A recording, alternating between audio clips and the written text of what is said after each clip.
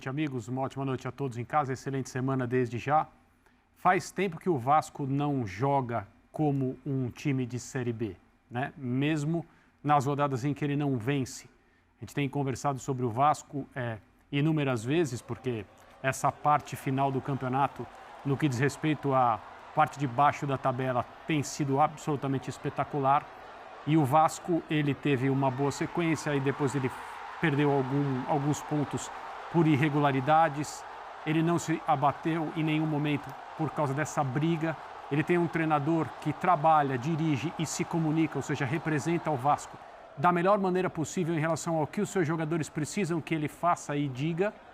E tem jogadores, independentemente de quem esteja em campo a cada rodada, atletas comprometidos com o que é a tarefa do Vasco, que é jogar a Série A no ano que vem. E o jogo de hoje foi uma vitória daquelas que, se o Vasco de fato conseguir se manter, vai ser lembrada por muito tempo, porque com 94 minutos, um jogador contratado de maneira até surpreendente, quem imaginaria que um dia o Dimitri Payet jogaria futebol no Brasil? E ele viria para um time, ele chegaria direto num time cuja missão principal era se manter na primeira divisão do futebol do país. E ele também se compromete, mesmo no início em que não está fisicamente no mesmo nível dos outros ou no nível que deveria estar, mesmo às vezes até tecnicamente não correspondendo em relação ao que se espera dele, mas já contribuiu demais. E aí ele faz o gol que hoje dá a vitória ao Vasco, mantém o Vasco fora da zona do rebaixamento. E é uma equipe que em espírito, em entrega e na parte técnica não tem o crachá da Série B. Eu vou me surpreender muito se o Vasco não conseguir se manter e for rebaixado. Eu não acho que isso vai acontecer. Evolução traduzida em resultado. O resultado dos outros jogos também ajudam o Vasco da Gama, né? Não só o Santos, mas também o Bahia empatou com o Atlético Paranaense. A gente vai passar por todos esses assuntos aqui. Jean Oddi, dentro de suas anotações, o que é o destaque deste domingo? Ele tem uma verdadeira planilha hoje. Ele tem a planilha do Brasileirão. Exato. Adoro essa planilha. Bom, boa noite, Dani. Boa noite, companheiros. Esse Brasileirão exige uma planilha, né? Porque que maluquice, que campeonato espetacular, a briga lá em cima, a briga de baixo. Então a gente realmente acho que fica o tempo todo fazendo contas, entendendo também a dificuldade dos confrontos que cada time tem pela frente. Eu assino embaixo tudo que o André falou em relação ao Vasco, mas não necessariamente para a atuação de hoje.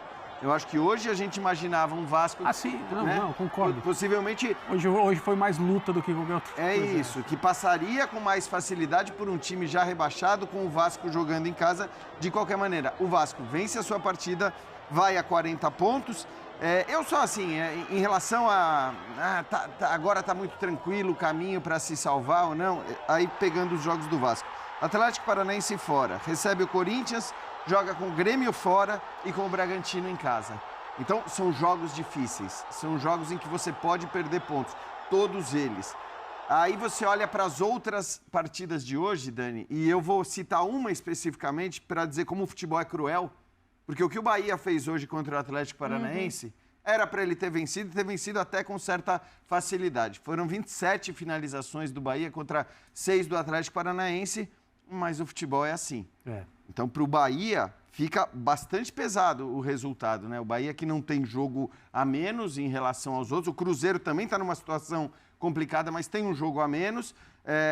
E aí o Bahia não só não vence um jogo em que atuou para vencer, como vê o Vasco vencer uma partida que estava muito complicada, que estava muito difícil, e não tem jeito. Nessas horas, assim, o importante é você somar pontos independentemente das atuações. Eu vejo uma briga, claro, que vai ficando cada vez mais concentrada em Goiás, Cruzeiro e Bahia, esses três brigando para fugir das 2 vagas que restam ao rebaixamento, mas assim, nem o Santos e nem o Vasco podem sair comemorando pelo que a gente tem visto também de algumas atuações como as de hoje desses 2 times. Sim, o Jean fala em desempenho, né? Tá aí o América rebaixado que não deixa essa realidade escapar, que fez alguns jogos em que merecia o resultado e acabou não conseguindo. Renatinho, tudo bem aí? Tudo bem, Dani. Um abraço para os amigos, para o fã de esportes. É isso, eu ia falar, o América de novo faz um bom jogo e não pontua.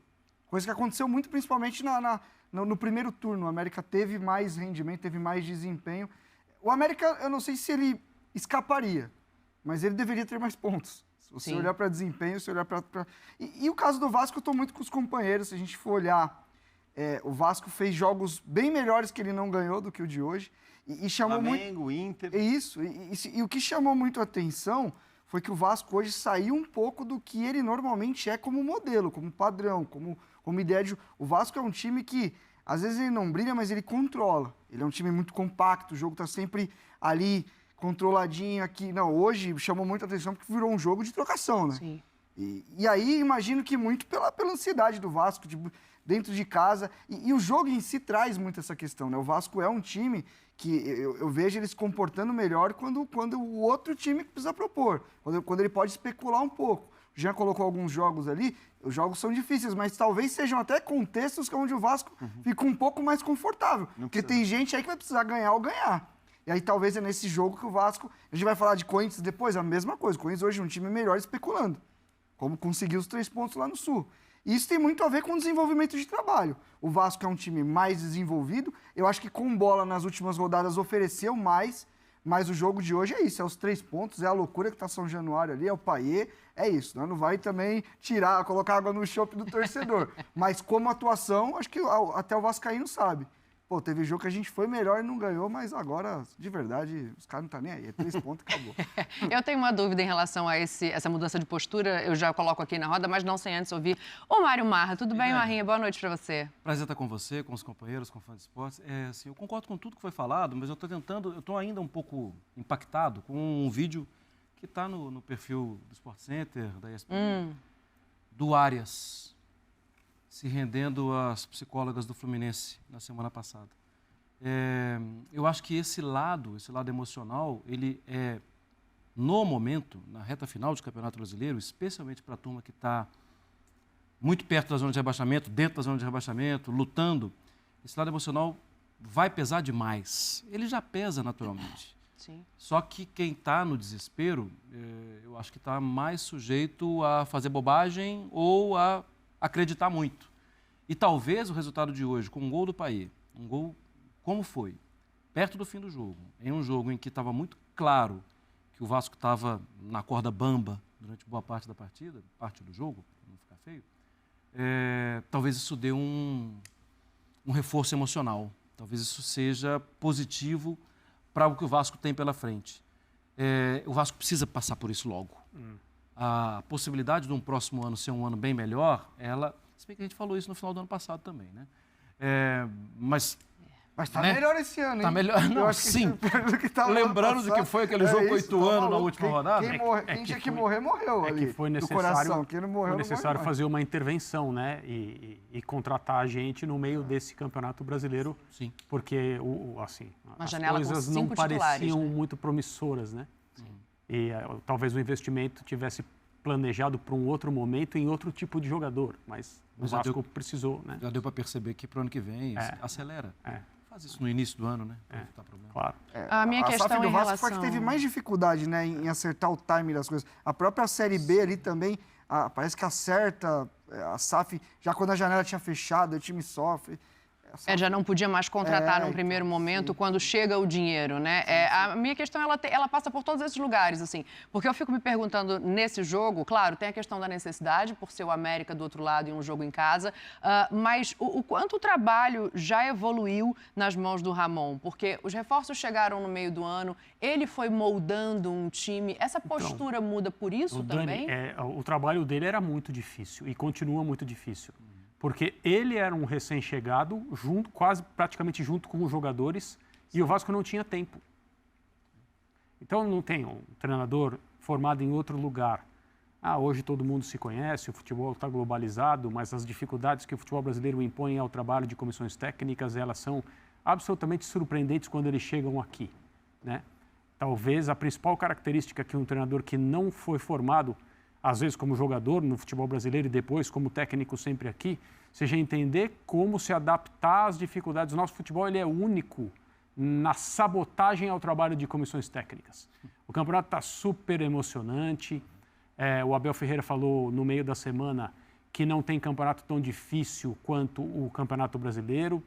Talvez ele tenha razão, ele certamente fala com conhecimento de causa, embora não tenha uma carreira tão viajada assim para poder fazer uma afirmação tão, né, com tanta dose de convicção a respeito de todos os campeonatos onde o futebol é importante, mas ele evidentemente sabe do que está falando, mas isso não significa que o campeonato seja bem organizado, que ele não atrapalhe as comissões técnicas, que os dirigentes façam o seu trabalho de maneira competente. Nós vamos poder falar do que a diretoria do Corinthians fez hoje na Arena do Grêmio, é uma das páginas mais vergonhosas da história do Corinthians como instituição. Aconteceu hoje e daqui a pouco a gente vai poder falar sobre isso. E então, ele chega com jogadores que precisam ser incorporados ao grupo e entender que o Vasco não tinha um minuto para... Não, calma, pessoal, vamos dar a esses atletas tempo. O Medel vem de outro lugar e ele tem que chegar e jogar. Sim. Ele é o capitão do time agora. E ele fez tudo isso, ele chegou e jogou. Então, mas a necessidade... Então quer dizer que não é preciso dar tempo aos jogadores para se adaptar a novas equipes e tal? É claro que é. E o que aconteceu com o Vasco, com esses atletas que chegaram, né, com tudo acontecendo e tiveram que já desempenhar imediatamente, talvez seja a exceção.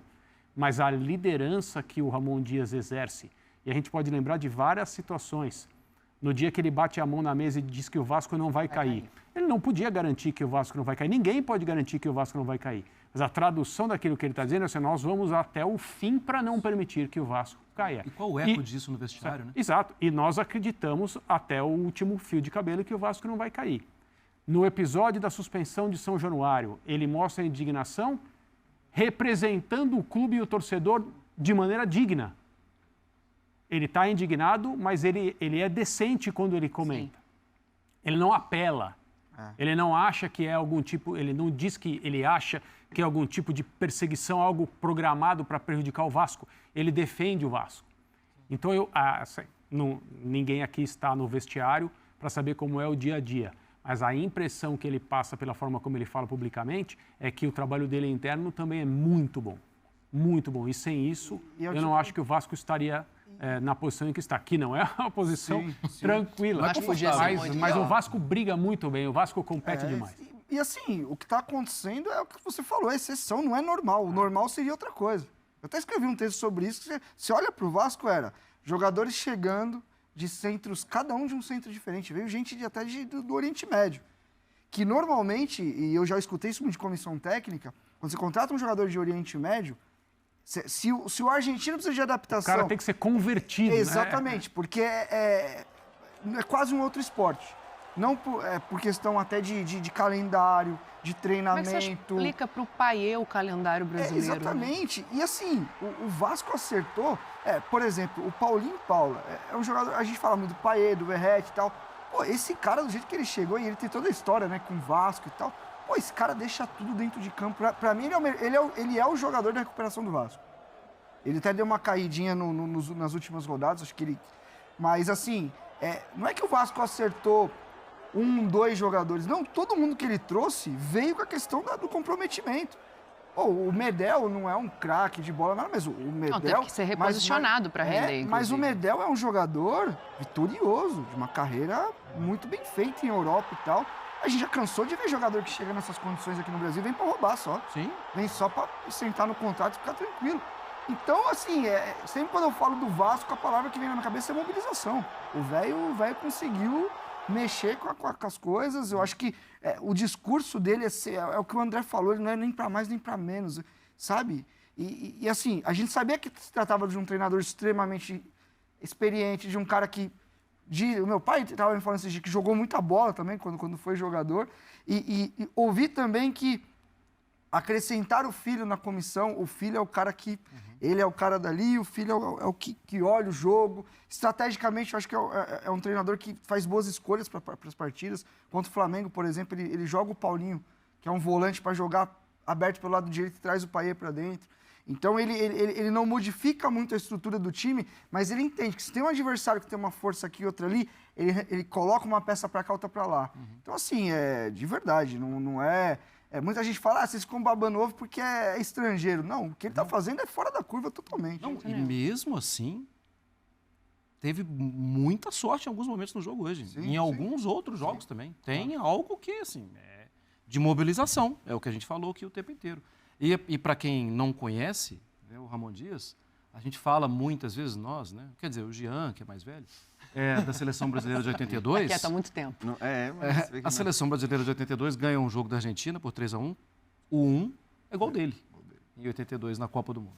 E aí eu acho que a gente volta dentro disso, Jean, para o ponto que você colocou, da tabela do Vasco, né? Que hoje parece, pelo que vocês estão dizendo aqui, e eu também acho, que tem um técnico capaz de moldar suas peças diante das limitações, porque o Vasco não é um time extremamente técnico e com um elenco vasto. Então, assim, como fazer agora pensando nesses jogos? E o Renatinho traz um ponto importante, que é, de repente, do conforto de poder contra-atacar. Então, eu acho que é um aspecto interessante, até pelo que a gente viu hoje. E hoje, né, aquela história, assim, o jogo... A hora que o Vasco faz o gol no comecinho, eu confesso até que eu comecei... A gente tem que fazer escolhas aqui. Que jogo a gente vai assistir? Vai prestar mais atenção. Hoje foi complicado. Hoje foi complicado. Eu comecei assistindo o Vasco, né? Depois eu me rendi ao mosaico, assistir tudo junto, que não é o ideal. Mas eu admito que não é o ideal, mas num campeonato como esse, muitas vezes a solução. Qual áudio? Com o áudio, aí mudei. O áudio do Santos e São Paulo. Não, gente, quem vê 4 não vê nenhum. Eu assisto 2. E você consegue olhar para um jogo e fingir que não está ouvindo o outro? Não tem como. Então, o que eu faço é o contrário. O que eu deixo no mutado é o que eu estou assistindo.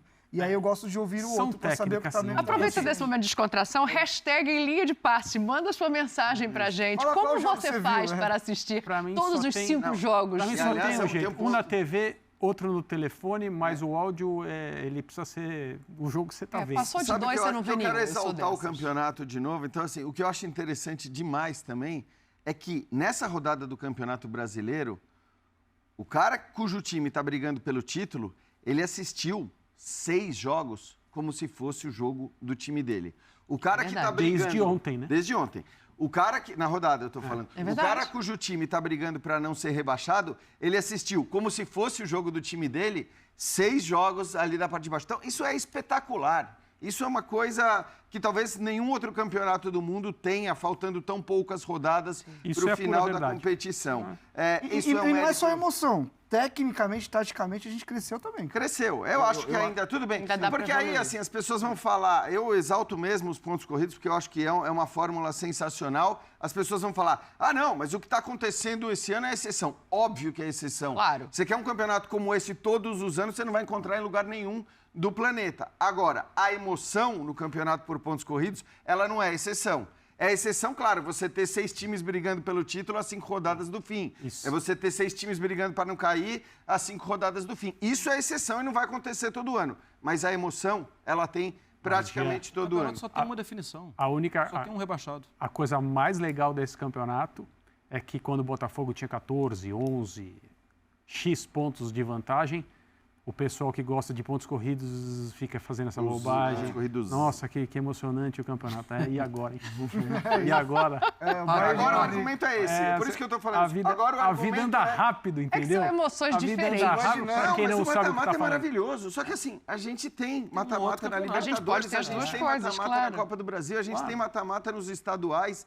E esse campeonato que te obriga, se você é de fato muito interessado naquilo que vai acontecer com o seu time, que te obriga a assistir um monte de jogo desde o começo do campeonato. Porque, na boa, os torcedores de Flamengo, de Atlético, de Palmeiras, eu vou citar esses 3, que eram os 3 já sabem quem está brigando pelo título junto com eles. Exato. Então, eles começam o campeonato na primeira, na segunda, na terceira rodada, eles já estão secando os rivais. Sim. Claro que depois eles passam a secar o Botafogo também, porque as coisas mudam. Mas, assim, é um campeonato sensacional. Falei tudo isso, não te respondi sobre o Vasco. Eu percebi, mas tudo bem. Só um ponto sobre isso. Quando a gente defende pontos corridos, a gente fala porque é o campeonato que premia o time mais regular.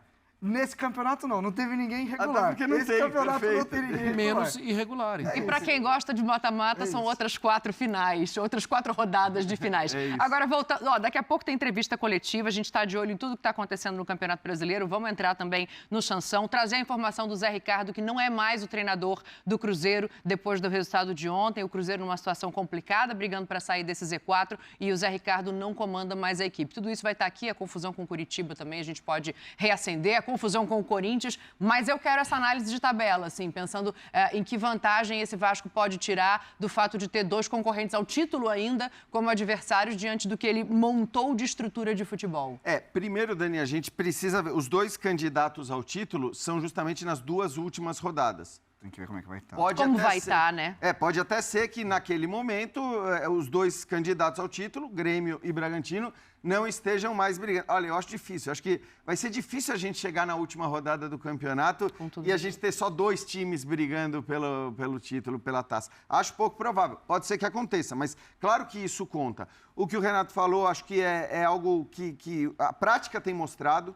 Se a gente olhar a atuação que o Vasco teve contra o todo-poderoso Flamengo, a atuação que o Vasco teve contra o Internacional, que naquele momento era um dos times que melhor jogava futebol no Brasil, acho que faz todo sentido o que o Renato disse. De repente é um time que se sente mais confortável do que jogando contra equipes que vão, de repente, jogar mais fechadas e tentar explorar um espaço e não dão um espaço para o Vasco jogar. De qualquer maneira, os pontos foram conquistados. Eu só não acho que exista motivo para a comemoração, pelos 3 pontos de hoje. Sim. Esse campeonato tem mostrado muito claramente que aquele time que a gente fala, olha lá, esse aqui começou a jogar bem. Isso valeu para o Cruzeiro num determinado momento.